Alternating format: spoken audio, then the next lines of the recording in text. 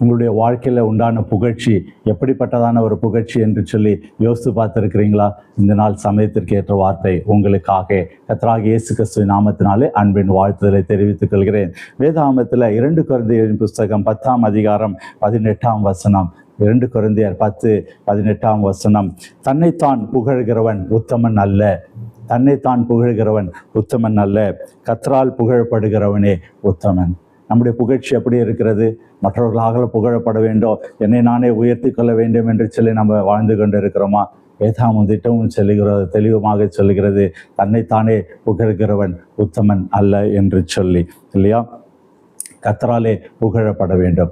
கர்த்தர் நம்மை பார்த்து ஒரு சர்டிஃபிகேட் கொடுக்கும். நம்மளுக்கு சர்டிஃபிகேட் கொடுக்கறது நல்லதல்ல. சர்வ வல்ல தெய்வம் இயேசு கிறிஸ்து அவர் நமக்கு சர்டிஃபிகேட் கொடுக்கணும். இந்த மனுஷன் நன்மையான காரியங்களை செய்கிறான், ஏழை எளியவர்களுக்கு உதவி செய்கிறான், நன்மையான பாதைகளில், ஒழுக்கமான பாதைகளில் எந்த ஒரு தீங்கும் இல்லாதபடி, கெட்ட பழக்கம் இல்லாதபடி இவன் வாழ்ந்து கொண்டு இருக்கிறான். இருதயத்தில் சுத்தமான காரியங்கள் இருக்குது, மற்றவர்கள் மேலே காழ்ப்புணர்ச்சி இல்லை, மற்றவர்கள் மேலே எரிச்சல் இல்லை, மற்றவர்கள் மேலே பொறாமை இல்லை என்று சொல்லி சர்வ வல்ல தேவன் நமக்கு சர்டிஃபிகேட் கொடுக்குறாரா? வெளியரங்கமாக நமக்கு நாமே சர்டிஃபிகேட் கொடுத்துக்கொள்ளலாம். நான் உத்தமன், இல்லையா, நான் இந்த காரியங்களெல்லாம் செய்கிறேன் அப்படின்னு சொல்லி நம்ம சர்டிஃபிகேட் கொடுத்துக்கலாம். ஆனால் சர்வ வல்ல தேவன் அவர் சர்டிஃபிகேட், ஏன் அவர் சர்டிஃபிகேட் கொடுக்கணும் யோசித்து பார்க்குறீங்களா? நம்முடைய இருதயங்களை ஆராய்ந்து பார்க்கிற தேவனாக இருக்கிறார். உலகத்தில் பக்கத்தில் இருக்கிறவங்க, நம்ம துணைவியாரோ கணவரோ நம்ம பிள்ளைங்களோ நம்முடைய இருதயத்தை அறிந்து கொள்ள முடியாது. நம்முடைய இருதயத்தில் என்ன நினைக்கிறோம்ன்றது அறிந்திருக்கிற ஒரே ஒரு தெய்வம் இயேசு கிறிஸ்து.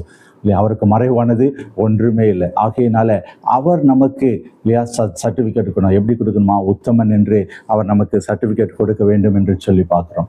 அப்படியான சர்டிஃபிகேட்டை பெறுவோமா? நம்முடைய இருதயத்தில் திருக்கான காரியங்கள், கேடான காரியங்கள், கர்த்தர் அருவருக்கிற காரியங்கள் ஏதாவது இருந்தால் இந்த நாளில் அவைகள் எல்லாவற்றையும் அழித்து விட்டு இயேசு கிறிஸ்துடைய இரத்தத்தாலே கழுவப்பட்டவர்களாக நாம் காணப்படுவோம். கர்த்தர் நம்மை பார்த்து சொல்வார், இவன் உத்தமன் என்று சொல்லி, இல்லையா? இந்த நாளில் அதற்கான காரியங்களை முன்னெடுப்போமா? நாம் ஜெபிப்போம்.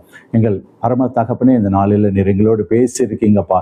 எங்களை நாங்களே புகழ்ந்து கொள்வது உத்தமம் அல்ல தகப்பனே, உம்மால் புகழப்படுவதே உத்தமன் என்று சொல்லி நாங்கள் இந்த நாளில் அறிந்து கொண்டோம் தகப்பனே. அப்பா தன்னைத்தானே உயர்த்துகிறவன் தாழ்த்தப்படுவான் என்று சொல்லி வேதாகமத்தில் பார்க்கிறோம் தகப்பனே. எங்களுடைய பெருமைக்காக, எங்களுடைய மேட்டிமைக்காக காரியங்களை செய்யாதபடி உள்ளான இருதயத்தில் அநேகருக்கு ஆசீர்வாதம் உண்டாக உம்முடைய நாம மகிமைக்கென்று காரியங்களை செய்ய எங்களை அர்ப்பணிக்கிறோம் தகப்பனே. நாங்கள் உம்மிடத்திலிருந்து சர்டிஃபிகேட் வாங்கணும்ப்பா. எங்களுடைய இருதயங்களை நீர் பார்த்திருக்கிறீர், அதற்காக உமக்கு நன்றி நன்றி நன்றி.